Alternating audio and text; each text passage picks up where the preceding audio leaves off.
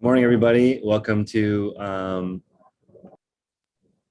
day 2 of our mentorship. I'm going to share some photos today from people in the group, and we're going to start with that to get the conversation going. And then after that, after we get the conversation going, we will go into the second part of today's conversation, which is just interviewing a couple of different people also and making sure that we do the best we can to help everybody get to that next level. Okay, so we're going to start with just looking at some different people's workstations. So everybody email me what your workstation looks like. And the uglier the before picture, the better, because we're trying to look at what we can do to improve. So here is, I think, David's, this is one of David's workstations. Hold on a second. Let me just make sure everyone's muted. Okay. So here, this looks like a bedroom. I could not work in this type of an environment because it's too unorganized, but this is a good place to start, because essentially, if you pick up a big lot or you make a big buy, it might look like this temporarily. This is why, number one, I recommend you have 1/3 of your space completely empty. That way you can have that area be where you sort things. If you go get a warehouse, they're going to recommend that 1/3 of it is completely empty always. So you have room to sort and grow. That's huge. And so I recommend, if you have too much stuff, to get boxes that can stack vertically and get all of your stuff that's organized. Let me see. I'm actually going to open that up real quick. Actually, tomorrow I will show you what my unlisted inventory looks like. It's all boxed and it's stacked floor to ceiling, and there's nothing on the floor. And I think that really helps with you need mental real estate to grow your eBay store. There's a lot of stuff. Let me see here. Okay, we'll look at somebody else's picture.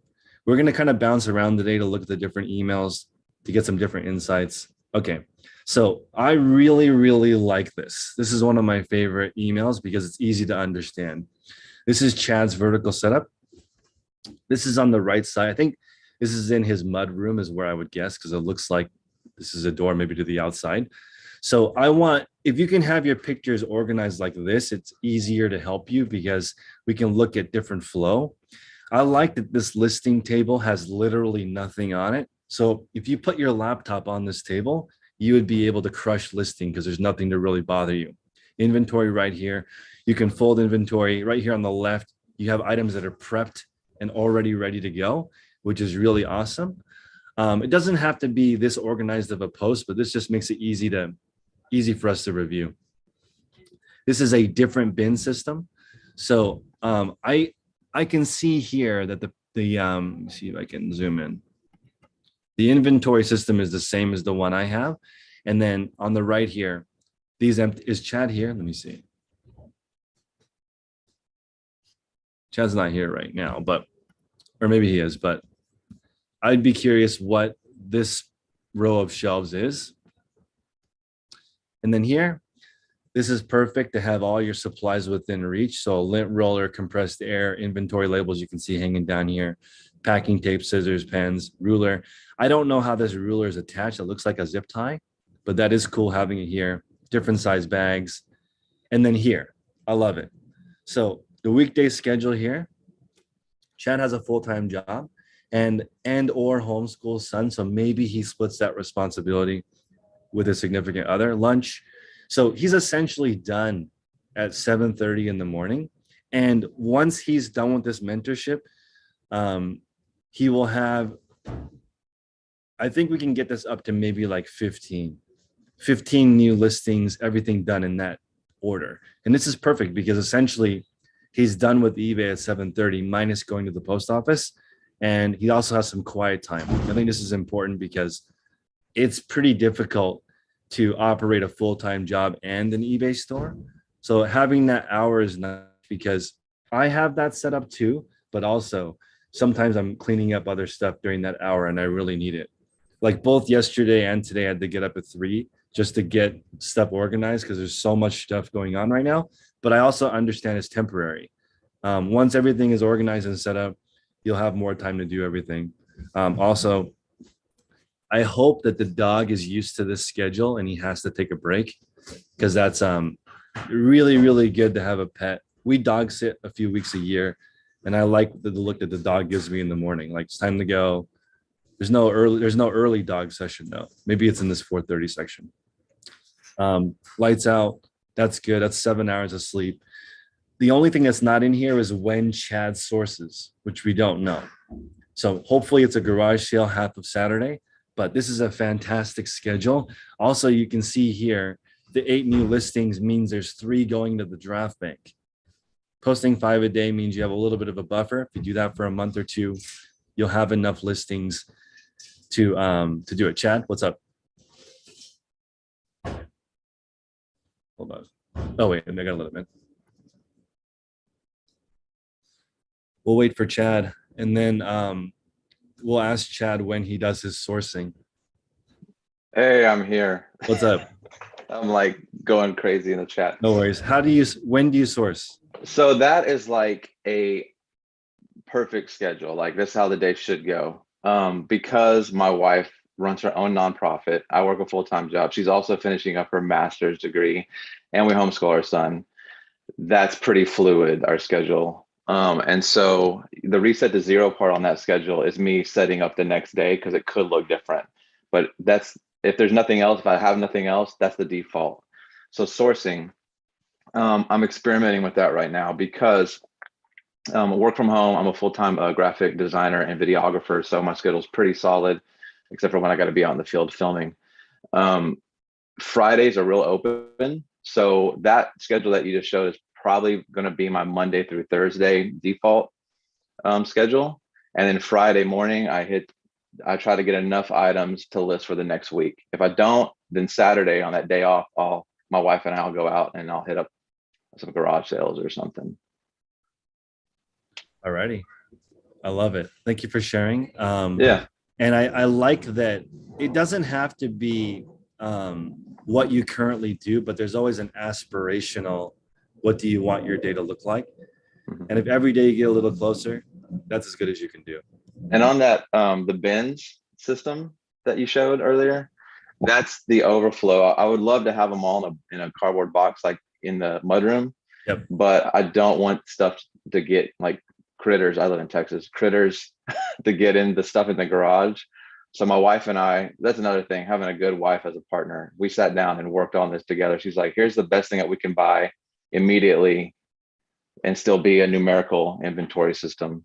And we measured and tried to get the most square footage, out of usage and all that stuff. So I love it. And a mudroom is not normally where you would do business. So I love the innovation of making that work, because that's like, I run the group with, or the mentorship group with Tech and Sports, and he has $1 million business inside of another business in the hallway. Like, so you don't have to have a lot of space as long as everything is super optimized, organized. I love that you guys are on the same page. That's important. We work with each other and for each other. So like when she's got master's work she's got to do and a test, and my schedule changes, that reset to zero time. And so going to bed with that peace of mind, knowing tomorrow when I wake up, I do X, Y, and Z is crucial. That's right. All right. Thank you. We're going to switch to Valerie. Valerie filled out the spreadsheet that we have here, and we can see in here, she's got coffee, customer service, photographing a listing 5 a.m, and she's currently sourcing from her death pile. I love it. That's easy. You've already bought the stuff. Then she's got all this open time, which is fantastic, because sometimes life gets in the way. And really the richest people in the world have a lot of open time to think. She's got the Zoom mentorship in the morning, lunch, and then she does DoorDash in the afternoon, which is great. So this is like essentially a 28 hour a week gig. So daily schedule is great. This is the only thing I would maybe do is photograph and list 7 and bank 2 listings so that you can have a little extra in case your day gets screwed up at some point. So then I'm jealous of how big this space is. But one thing you can see right away, most of the stuff is on the floor, which makes it difficult to navigate. So ideally you could have shelves, but this is okay so far. And I think this is the backdrop here for photos. And honestly, a white wall is good enough. It doesn't need to be fancier than that. Big room, lots of space, lots of different categories. Coach bag. These little rolly things from IKEA are awesome. Now, also, if you're looking for ideas on private label, I would probably make one of these. There's like one in every house in America, and they're like always sold out, and it's like $50. So I imagine it's really useful. People also have too much stuff. So those little rolly carts do really well. Shoe storage. This one's interesting because you can also fit new shoe boxes in the racks, which is nice. There's hats on top here. So sorting by category is okay. I don't know. I guess there is an inventory system you can see. There's a little number on it right here. Maybe this is a new system, but I would store shoes like this because it'd be really easy to find chronologically. I like that. Photo station. I would say having all this clutter on the photo station will slow you way down. If you can get it so there's nothing in this area, move all this stuff to a different area out of this workstation, and it'll help a lot. I think that's I was gonna say that's a measuring tape, but it's not. Too many supplies, or at least it's not organized. So this looks like she's switching to a new inventory system. This is the sequential system right here. This would be like $3,000 in California, I feel like, for this space. So Valerie, are you here? Let's see. Oh, there you are. Do you want to walk us through that? That was even after I cleaned up downstairs. I have 1,700 square feet down here. This is my full basement. The photo station in the other room, that's where I used to do all my flat lays. And then I switched up to this wall. I have the stuff to make the vertical tilting one, but yep, I'm still stuck doing it on this wall. Do you have two front facing lights? How do you light it? I just have overhead fluorescent lights in here. Okay. And I think they look good on the picture, so it's probably fine.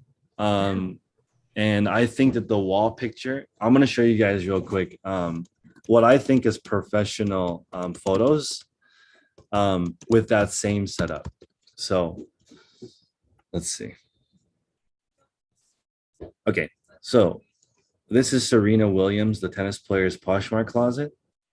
I think these pictures are awesome, and it's just against a white wall. Nothing fancy, but I can tell what it is, right? So if you have a room that has high enough ceilings to produce soft lighting like this, I think these photos are great. It's the most natural looking. On a flat lay, you'll be able to see all of the fabric a little bit better, but the hanger on the wall is a simple way to do it. So she still sold a $500 dress with the same setup. You can tell what it is. So you don't have to go fancy and create a flat lay. A hanger is sufficient as long as it's lit nicely like this. Cool. So Valerie, how can we help you most in this group? Well, I need to scale up. I'm not doing enough to get 1 or 2 sales a day. I told you in the email, I'm wanting to move back to Florida in a 1.5 years for my birthday and when I turn 60. And eBay's the only way. I'm not going to do DoorDash when I'm 70 years old. So I've been doing it 3 years now. Okay. So what we need to do is get you to a point. To replace the DoorDash first, right? Mm-hmm. Okay. So can I ask what type of income that's producing? Well, it was up until the last few months. I was doing $200 a day. How much? $200 a day. Okay, nice. And that was like 10 to 14 hours. I mean, I was putting in the time, but it's dying off quickly in my area. Really? It's gotten really bad. We're fighting. Can I ask what state you're in? I'm in Missouri. Missouri. I'm in the birthplace of Route 66. I love it. Okay. So that's a very straightforward goal, $1,000 per week. So we'll start $1,400. $1,400 a week. Right. And let's talk about, you don't have a space constraint. Nope. And then I have a 3,500 square foot house to myself and my cats. I love it. And then is it the knowledge? Is it the systems? What is the Um, I I think it's more the organization, and I've been alone doing this for 3 years and not networking, not knowing anybody else that does it. Um, that I've just built up and built up thread up boxes and wholesale boxes, and I still have stuff that I sourced 4 years ago when I was first starting doing clothing, and I'm just going through it every single night now and listing, and I'm starting boxes for donating. I'm not going to waste my time with the garbage. okay? Also, want to remind everybody, you do not need to join the paid group for this mentorship. This mentorship is actually free, but in our mentorship group, we do this the whole time. So just post pictures, what your schedule looks like, and we can help you. But for everyone in this group for YouTube, you're paying essentially with the views. So you guys don't have to pay for it. We're going to go to Hannah real quick. Hannah, do you want to introduce yourself while I look at your workplace photos? Actually, we'll start with what state do you live in? What do you sell, and how can we help you the most? Here you go. Can you guys see me? Yep. What's up? So hi everybody. Sorry I missed yesterday. I was actually here, but I was under my wife's name, so I don't think you knew it was me. So I am in the DC area. I'm actually in Maryland. So I'm in the group because I think from hearing everyone's stories, I'm like the babyest of the baby of everyone. I've only been doing this for, I think, exactly 90 days today. So my store is really small. I've got about 200 items listed. I was up at about 200. I was actually on vacation the last week and just got back yesterday. So I'm down to like 160. And you know, my sell-through is pretty good. I would say you can see from the pictures that everything's a complete disaster. It started out so organized. I had like systems going, and then I just started selling too fast. Like Yep. I went from 0 sales a day to like 6 or 7 sales every day. And like everything just went to total crap because I couldn't keep up. I'd have a full-time, what I like to call a full-time plus job, where I work 50 to 60 hours a week. I also have a toddler that I'm like the main caregiver for. So I got a lot going on, and everything just like, I've never like missed a shipment or any of that. It's never gotten to that point, but I need to get like systems in place. And I would say that my biggest hurdle is just the time to do it. Definitely. Yeah, like when it became like 6 or 7 sales a day, I was like, I felt like I couldn't keep up. My systems all went to crap. And yeah, I felt like I need better, more efficient systems so that I can do eBay in, you know, an hour and a half to 2 hours a day, rather than like it taking me 4 hours to do everything. That makes sense. So that's a lot. You got a full-time plus job and a toddler. So is your schedule pretty strict already? What's it look like? So my schedule, I mean, I work from home, which is great. And it's pretty flexible. Like I don't have like a ton of meetings or anything that I need to be at. But I do, so I work in the legal field. So I have like it's more like I have a certain number of hours that I have to work in the week, and I can work them whenever pretty much, but I have to work like 50 hours in the 5 days. So are you doing eBay early, late? I do right now. I'm doing it mostly late. I'll do it after my son goes to bed. I'm sadly not a morning person. I wish I was. I wish I could get up at 3 and have it all done. I feel like I would feel a lot more accomplished that way. But I'm just a night owl, unfortunately. Nothing wrong with that. So I think with kids, and the majority of success happens before or after they wake up.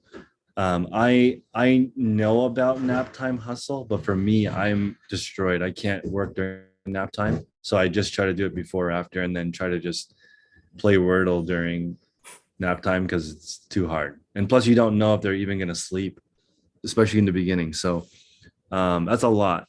So then what is the goal for eBay? What do you want it to do? I mean, long-term goal, I want to quit my job. Okay. You know, I have a really stable job where Yep. I make a lot of money, but I just hate it. I hate it so much. I'm so miserable. So you're already ahead of a lot because you're obviously listing the correct way of the list if they're already starting to see sales. So do you have any space constraints? Like if you had an extra 3 or 4 hours a day, what would you do with that time? If I had an extra 3 or 4 hours a day, I would spend the next 2 or 3 weeks. Yeah, just like I don't have a ton of space constraints. I think I sent you photos and I Yep. just sent them.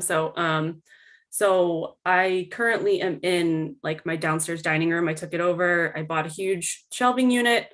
I have another spare wall that I could take over with another shelving unit. So I don't feel like space is a huge issue for me. And sourcing hasn't been an issue for me.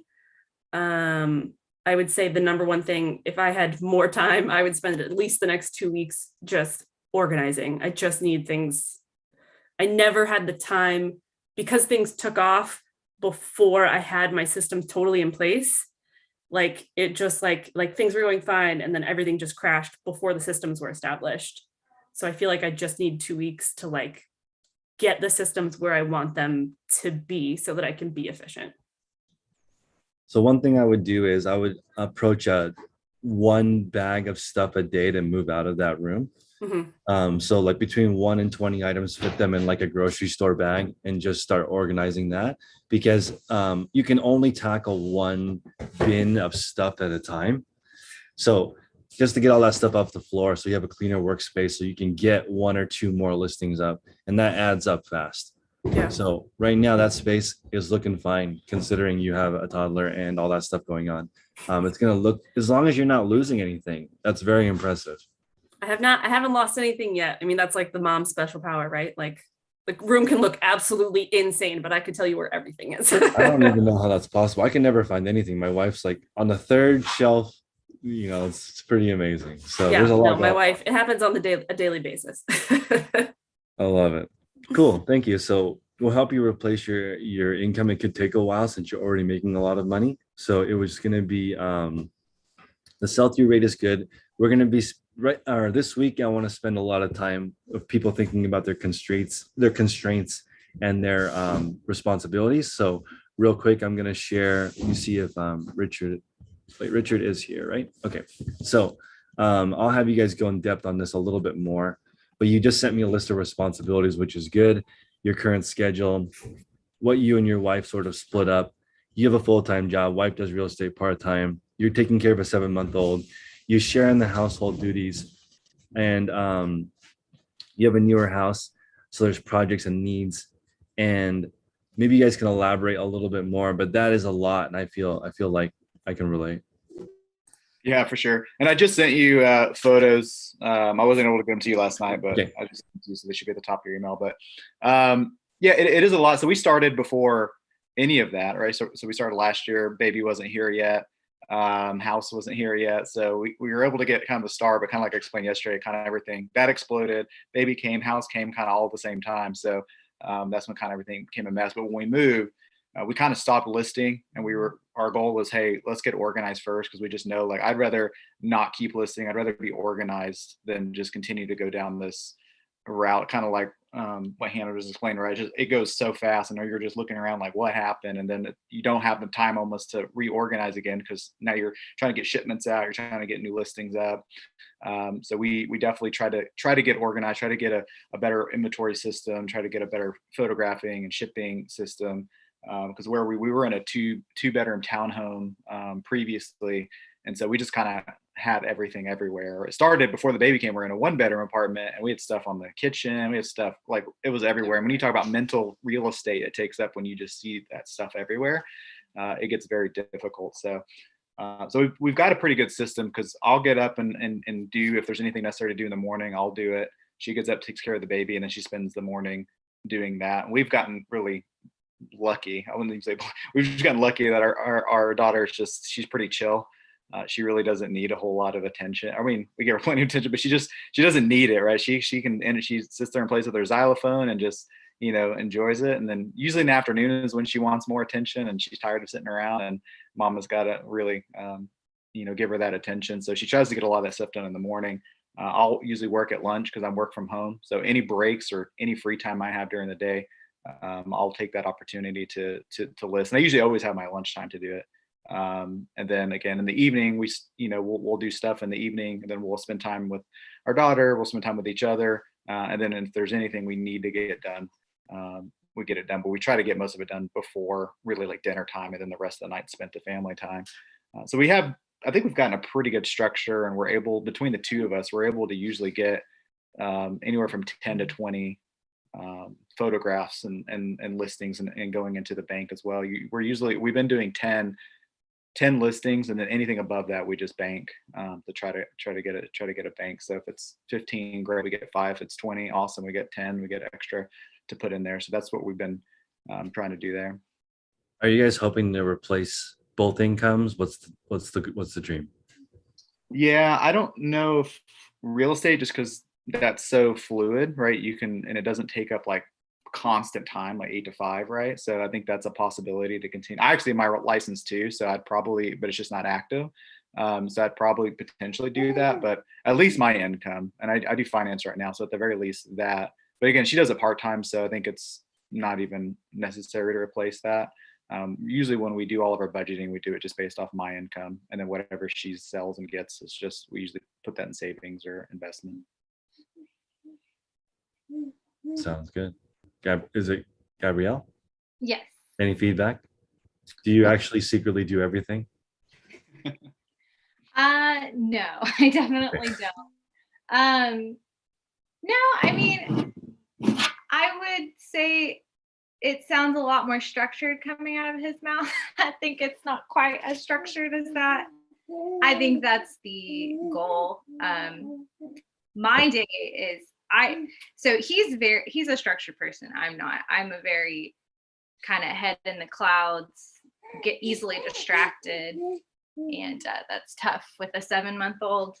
But so yeah, so me personally, I need a lot more structure in my life. But yeah, it's not too bad. It's a lot better than it was. In our townhome, it was a disaster. There was no organization at all. So it's gotten better, but. Sounds good. So I want to give you guys another thought here, just a little off the cuff for everyone, which is scaling is all about being able to repeat the process. So you don't have to be big in order to be ready to scale. You could have a 100-item store and routinely sell 1 or 2 items a day and have enough money to fuel your growth. You don't need to be big, because if you have 1 or 2 sales a day and $20 profit coming in, and you only need $4 or $5 to buy 2 more items, your store is growing. So ultimately, the number one rule of this mentorship is to be able to grow your store without putting more money in. You can put more, if your store can grow over time, but you're not investing any more cash, then if you wanted to, you can inject more cash in, but you usually don't have to. It will compound. And after 6 months to a year, you'll probably have more money than stuff that you can actually buy to fit into it. So the key is making everything repeatable, slowing down, taking your time. And you do not have to be big in order to scale. There's plenty of people who have 500-item stores that make a full-time living because 10 sell a day. It just needs to be repeatable. And, in the next couple of weeks, we're going to go over how to develop routes where you live and an exact schedule. But again, this is just structure. That's why I kind of cheated with this mentorship, because I picked a lot of people who already have full-time work, and that makes it way easier. There are also people in the group that this is their only form of income, or they have 1 part-time job, but that's a little bit different. So it'll be good because you have different types of people with different kinds of needs. But again, this week is all about, let me just share the mentorship schedule again. This week, we're focusing on what are your constraints? Do you understand reselling financials? You only need to understand the financials on 1 item. Like if you buy something for 5 and sell it for 20, what do you actually profit? And then what's your current state? That's this whole week. You're just going to be looking at different people's schedules. Then I want to look at what is a realistic listing goal and schedule to follow. And do we know where we're going? Then can you find items locally? Do you have an area for everything? Can you create a quality listing in under 6 minutes?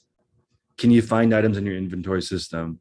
And then do you understand how to ship things cost effectively and I'll say and quickly? So ideally you can find and ship your item in under 1 minute because that'll take the least amount of your time. So one more thing here on the sample schedule. I made this schedule based on all of the best practices that we've learned in this group. So essentially do customer service first, pick, then pack, then print the labels, then photograph, then list, then reset to 0. So for me, doing 20 listings would only take 1 hour. All the customer service, picking, packing, putting everything away, photographs, research. This is what Hannah's trying to do. Essentially, before she quits her job, she would need to be able to make a lot of money. And this right here at $10 profit per item is $200 an hour. It's really, provided you already have the items, that's a lot. So this is the super way of doing it, but the normal person's going to take all day to do this. And there's a few hacks in this maximum speed, which would be you have the post office come pick up. So you save the half an hour that you go there. And then the sourcing online in person. If you have your supply set up, so you're just going to go pick it up or it's delivered to you. Those are the two biggest, easiest ways to pick up time in your day. And then once you have all the systems set up, I think you can make $200 an hour reselling, provided the items come to you. If you have to go do it yourself, this is giving yourself 3 hours of sourcing a day. It lowers your rate all the way down to $24 an hour, which is still good. You can support yourself here doing it this way. But if you do this in a different order, it will take longer. Because I've already looked at everybody. If you do it in a different order, it will take way longer. And we're trying to have it be fast as possible. So let's see. Let me look at a couple more workspaces. So a big store, I just want to remind everybody, a big store is just a bunch of little stores combined. Let's see. Let's look at London setup real quick. London, do you want to walk us through this? Yeah, sure. And actually, I was just thinking, if you want me to show it now, I can. It might look better. Let's do it. Okay, cool. Let me just stand up here. Okay, so, and of course, it's a little bit messy. Right here, I have my little shipping station thing. Yep. So just regular printer, my label printer, scale, and then a lot of times I will put my laptop right here. So that's kind of handy. Yep. But yeah, I've actually loved this. This has been awesome. And then right down here, I've got all my poly mailers. Yep. And then I've got a craft table that's actually quite massive. And it folds. And on wheels. And on wheels. Yeah. Yeah. And then I just switched to your and Michelle's inventory system. Yep. So I've got my chipboard here, bags here, number labels here. And then when I'm done, so that's like after I take photos, but we'll get into that. Then I throw everything in this little hamper and yeah, just kind of like skew it.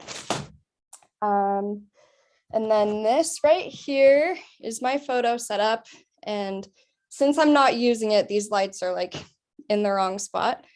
I just had that shop light installed and that's been awesome. That's been really helpful to get more even lighting. My lighting still sucks, but that's helped. And then there's a little coffee table down there to keep it lifted. Right now I have this little ottoman thingy-mabob to raise the vertical flat lay a little bit more. Yep. And then I just keep that ruler in there. And then I actually had this hole busted into my house. This used to be a shelf. And then this like sliding barn door installed so that I can get into this other very, very messy room. This is the new inventory system. It's so much better than that. that is just awful, but we all have to start somewhere. And yeah, this is the chaotic mess, but so far so good. I just store shoes and stuff on top. And yeah, that's everything. So you're on track to do 100K this year. Yeah, if what I do pick you- up pace. What do you need to do 300? That's a really good question. I think I've got to deep dive and find some more willpower. And I was actually talking to one of our group members in the mentorship, and she's also a mom, and she kind of told me like, when you get to a certain point, you might have to outsource more things, like maybe hiring a cleaning service to come every couple weeks, or hiring someone to come mow the lawn, that kind of thing. And so I think right now my problem is I really want to take on the world, and I want to do everything. I am very driven, but it's gonna come down to I guess figuring out what's really worth my time, which is something you and tech talk about a lot, but it's kind of funny. I keep learning these lessons on my own time, and they're really driven home right when it's like to the breaking point, I guess, which is dumb, but it's how I learn. I think you can also, you don't have to eliminate things. Like I had a really good friend that used to be an all day friend, and he's been reduced to a 15-minute friend just because I don't like, we can hang out and have coffee and a pastry and that's it. There's not enough left, but I don't want to like cut him out. Right. Because I still value the relationship, but it's just different stages too. Maybe later when it's not as hectic. Exactly. Yeah, I feel that. So you can take something that you normally spent half a day or a whole day with and reduce it to a little bit, and just temporarily. And I think it's important to think all of this is temporary. It's much easier once it's all set up, all one system. Sometimes it's faster to just start over, because London's system where it's chronological and you can just pick 1, 12, 13. It's really fast. I've had the bins. I've had bins with no lids. I've had just piles on the floor. I've tried every system, and chronological is the easiest. Great. So I'm sorry, London, how many listings per day are you doing? Okay, so that's another thing. For a second, I was rolling and I was able to do 30. And then this last few weeks have gotten really chaotic, and I've been down to 8, and it's been awful. So I just need to get a goal and to keep it consistent and get that draft bank. All right, sounds good. Let's go with Brittany. Brittany, good morning. How are you? Tell us about you. Hello. So I'm Brittany, and I live in Boise, Idaho. And I've been selling since, look at my notes, like 2008 on and off. I started actually with a brick and mortar consignment store, and a friend of mine came in and just told me that I should sell some of the nicer stuff on eBay. At that point, I'd never sold on eBay before. And then I ended up closing that store and just doing eBay. I went full-time in 2013, and then in 2017, 18, I actually stopped completely. I was feeling really burnt out, and just went into some other work for a while. And then in just this past October, I started again. So I have just under 1,000 listings right now, and definitely looking to grow that. But as you guys will see from my pictures, it is a total disaster. I work out of just my garage. I have an office set up in the garage, but of course it's also mixed with a ton of personal stuff. I have 3 kids, and just trying to keep it all organized is a disaster. After looking at those pictures last night, I spent like 3 or 4 hours cleaning in here because I was like, oh my gosh, how do I get anything done? So it actually looks a lot better right now than it does in these pictures, which is nice for me and my Send the video, right? what? Sent the video. Oh yeah, I sent a video and then the pictures. I wasn't sure which one you wanted, so you can show me. The video makes a little bit more sense, so I kind of walk you guys through it. But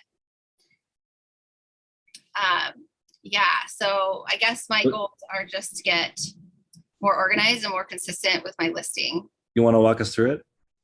Yeah, the video. Are you gonna show the video or the Let's pictures? do the pictures. Okay. Is this new? Is this inventory system new? Um, new-ish. I've been doing this for about a month in. I was like, I need to switch to something else. So I've been doing this since about November. The white boxes are kind of like part of my old inventory system that I just kind of have been slowly phasing out. What is all this stuff in these bags? All those bags are inventory unlisted. So I just recently, a couple days ago, picked up a couple of pallets. So it was all in my living room, and then I sorted into like different what it is, men's, women, stuff like that, and I bag it so it's easier to list. This is my shipping station. It's a little messy in these pictures, but it works really well. I think the shipping station is the only part of my office where I'm like, this really works for me. Okay. And then photos in the back there. Yep. That works well too. I moved a whole bunch of stuff out of there since yesterday when I took these, but I think having that standing light just really gets in the way of kind of a small space right there. So I'm going to try to get more of like a mounted one so it's out of the way. And then that is more inventory boxes. I've removed that. There's a table behind that rack, like hanging rack, and I got rid of both of those yesterday because it just wasn't working. So typically what I would do is hang up like 30, 40 items on the rack the night before, ideally, so that I know what I'm just getting to work on first thing in the morning. And then tons of shoe boxes of shoes that I got in that are not listed yet. I have been storing shoes like on the tops of the racks, but I am kind of outgrowing that already too. So I think I need just like a whole shelving unit just for shoes and try to organize those a little bit better, because when I just had a couple of pairs of shoes, it wasn't a big deal, but now I'm not sure where any of them are. So what's the goal? Where do you want to do with this?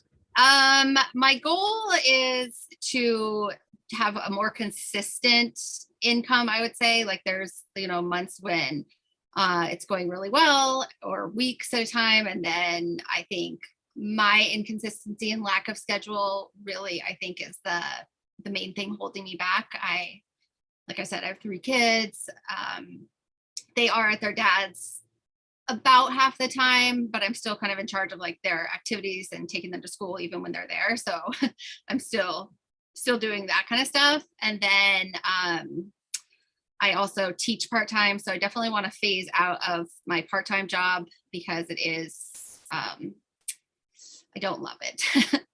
So I would like to eventually get rid of that, but I just am not there yet. It is nice backup income. And I mean, I would like to get to like tripling where my sales are now, at least. So you have 900 items, 1,000 items? Yeah, I've just under 1,000, like 900 something. So do you sell 10 a day? Sometimes it'll be 1 or 2. Sometimes it will be over 10. It's very inconsistent. So. And then listing right now, what are you currently listing? Some days none, and some days like 40, 50. It's again very inconsistent, and I think I've been on eBay on and off for so long, and I feel like I always get stuck at this point of like this income point, and I'm just like, why?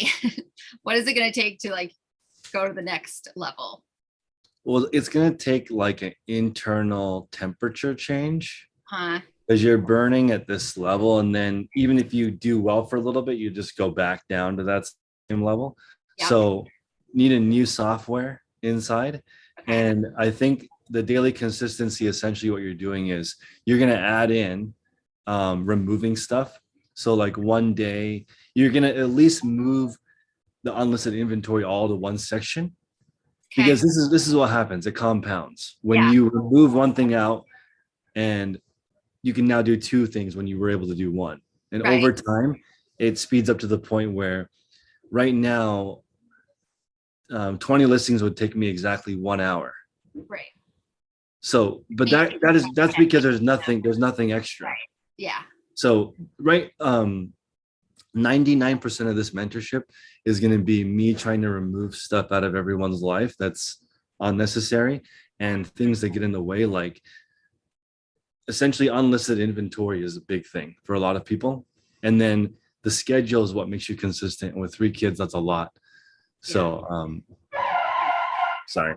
I mean, when they're in school, I have, that chunk of hours to get stuff done.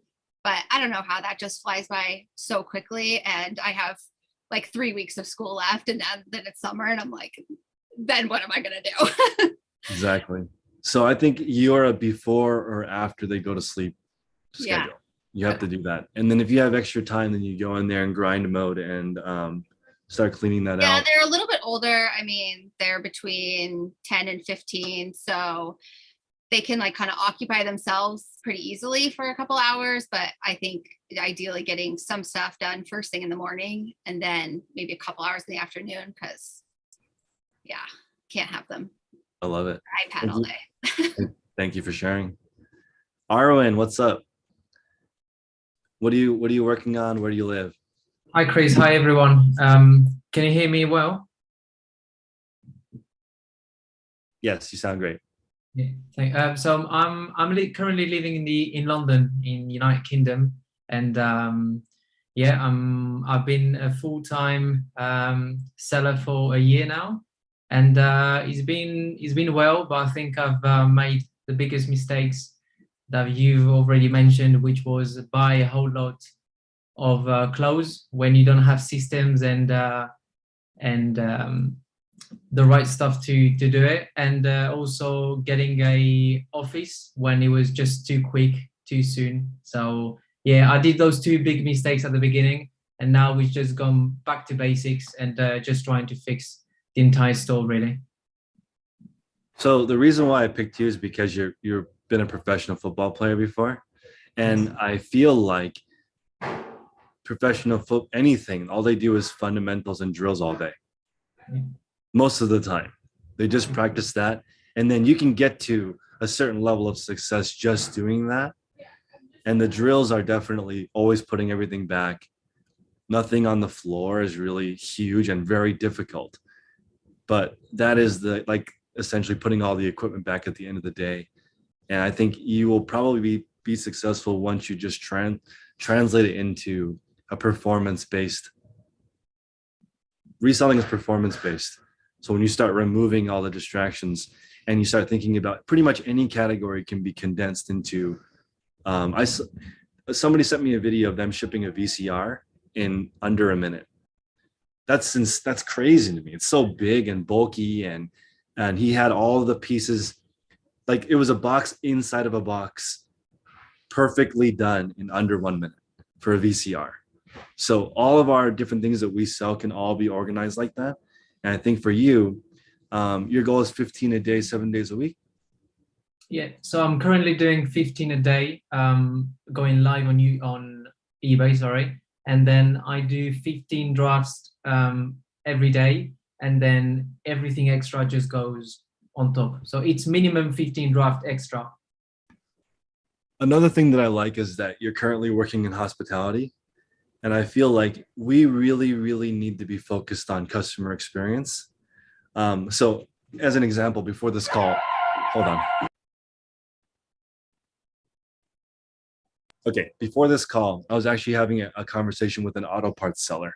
And her listings were not optimized. Let me give you an example. We were looking at taillights, and there's a gentleman that sold, I think, 5,500 of the same set of taillights. It's for a Toyota Tacoma.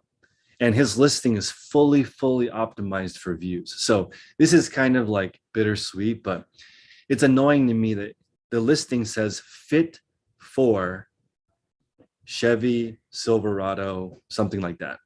And the fit for is actually like a hack for being able to spam, because essentially he's not an authorized dealer of Chevrolet auto parts. He manufactures his own auto parts to fit Chevrolet vehicles. And I don't know if it's because like what Chevy's history is, but it's the number one parts from my basic research.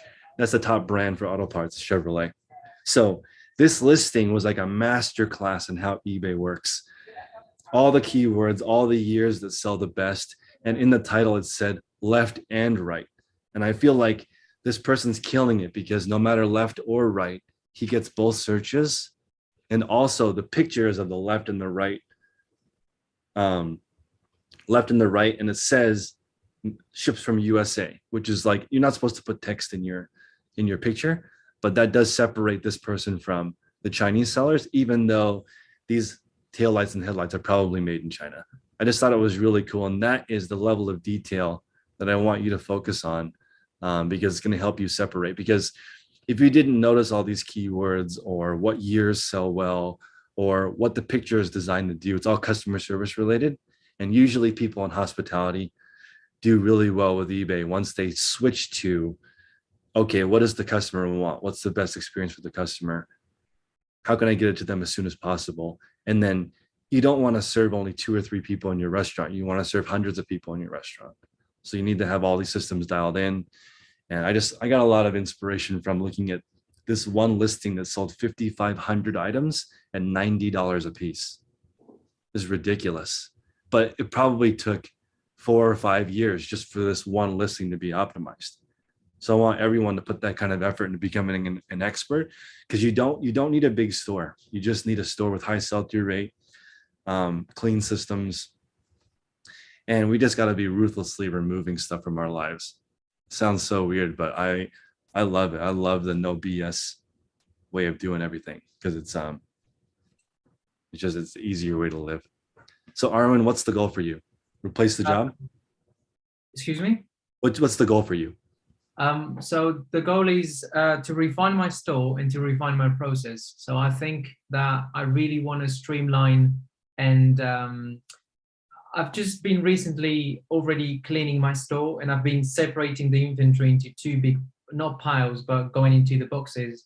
And I've been noticing that the stock that I've been handpicking, that I've been spending more time sourcing and making research, is literally going so fast, really, really fast. And then the stuff that I had at the beginning of the opening my account on eBay is just simply sitting there. Obviously still moving, but it's just there sitting, because it's just the brands are not good.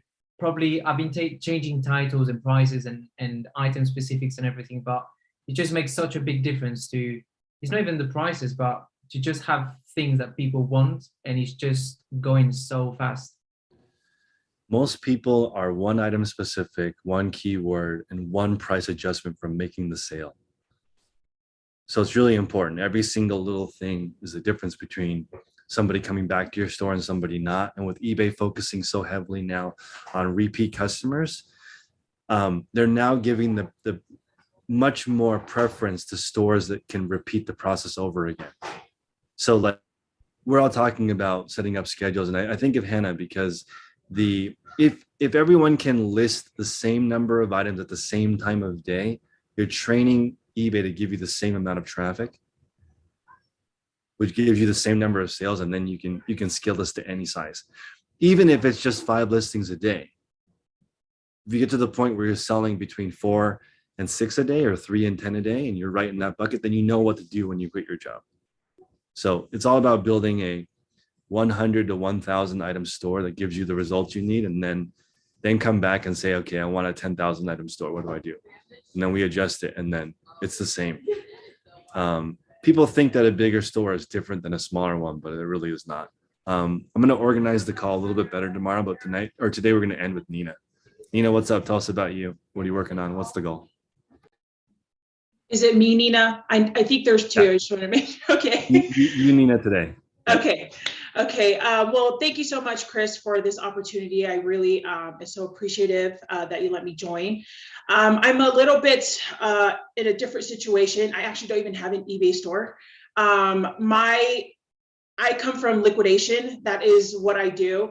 I started off buying a pallet from a local auction house, and that's kind of how my reselling, journey started. This was about 3 years ago, and you had to be in-house to bid on these pallets. Well, the pandemic hit, and they shifted everything to online bidding. That just made it so much more accessible for everyone and their mothers to just bid from their couch. And so, when I started, I could get 5 pallets for $50 each. But when it went online, every single pallet, none of them were going for under $1,000. So my cheap heart, I would not pay for that, just knowing the prices that I was getting them for. So anyway, that little side hustle. So backing up for a second, how did you sell those pallets originally?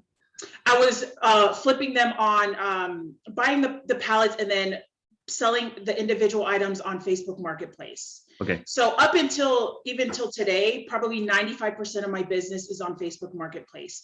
I was still doing this as a side hustle up until February of this year. I just had my firstborn November.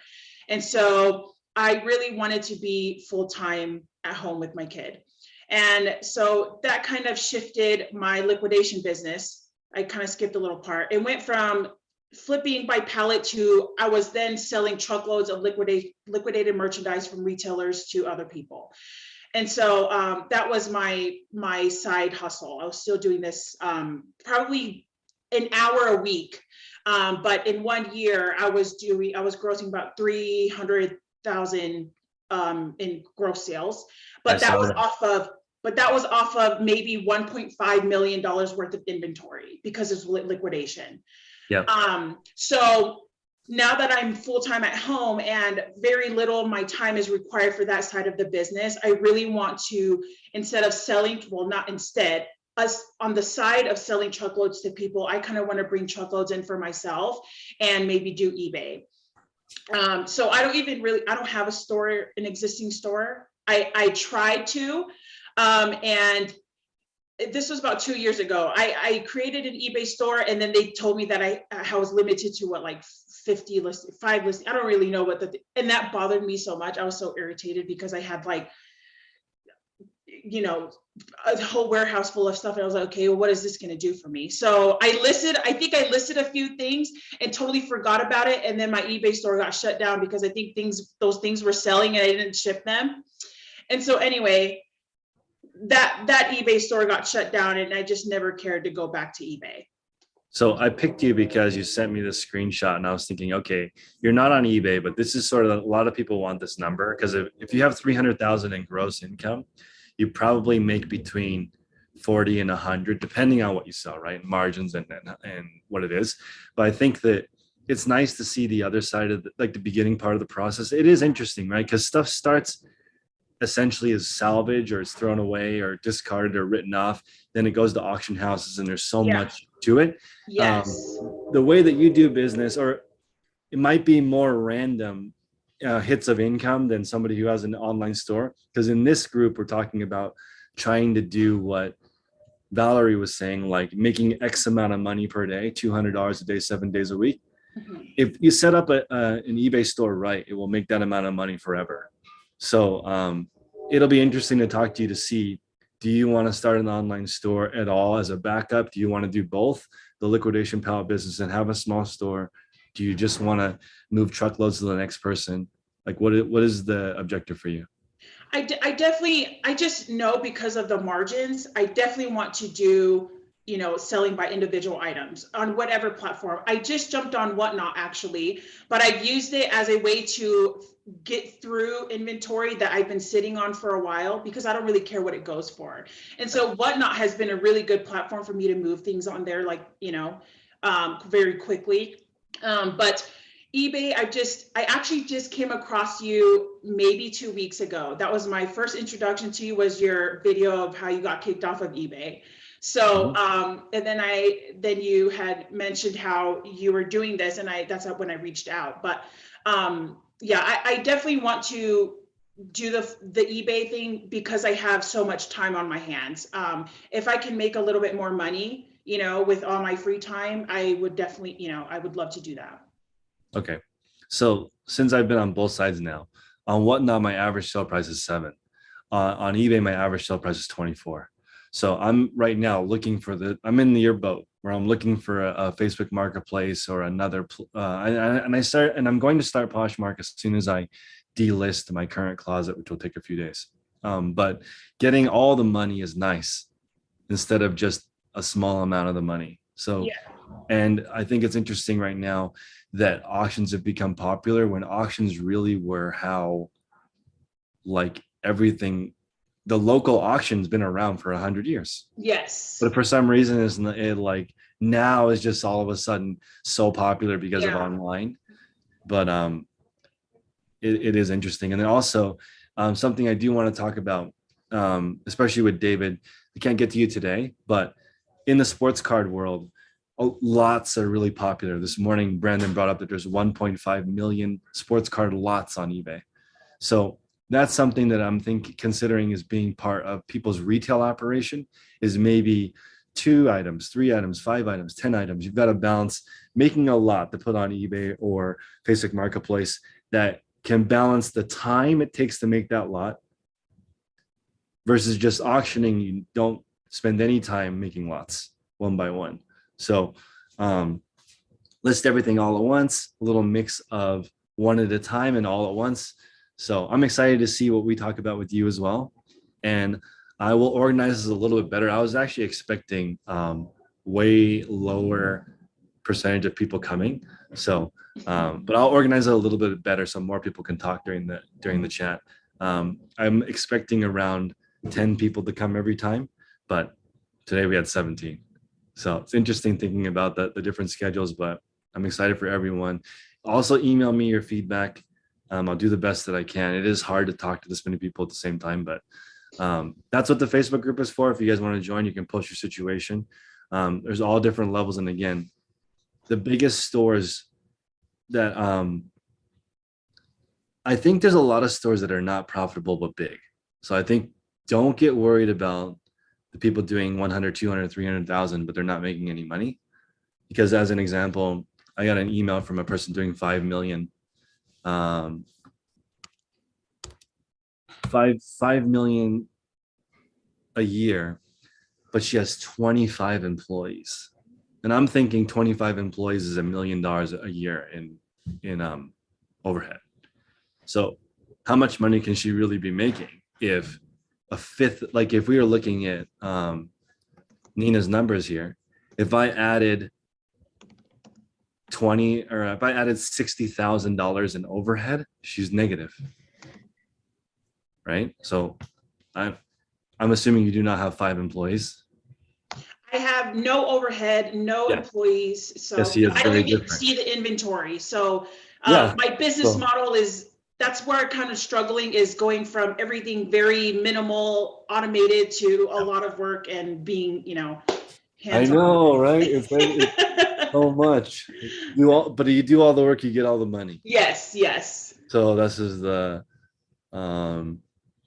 that's why I think it's such an interesting time, because like I'm going to use DoorDash as an example. When you're a DoorDash driver, you don't make the food, right?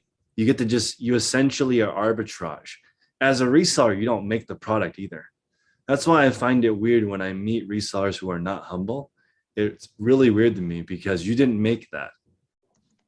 How are you think you're top of the world when you didn't do anything? All you did is just, you got that and presented it to somebody else. So it's a job, just like DoorDash. But I'm just saying, like, to make it into a business, you've got to create systems so that can be repeated without you. So everyone here, I want everyone to at least be at the point where they could hire help if they want to, but only if it's super profitable and it adds. So let's say Nina's doing 10 units by herself. She adds in another person. Now she's doing 30 units. So it pays for the 10 units pays for that person. Now she gets all the money on 20. That's the whole goal of this, adding people profitably.